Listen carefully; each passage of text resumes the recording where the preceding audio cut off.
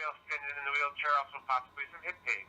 BLS Standard response recommended EMS TAC on location, 14 and 35 hours, Niagara County Fire Patrol. Repeating to Rapids EMS call.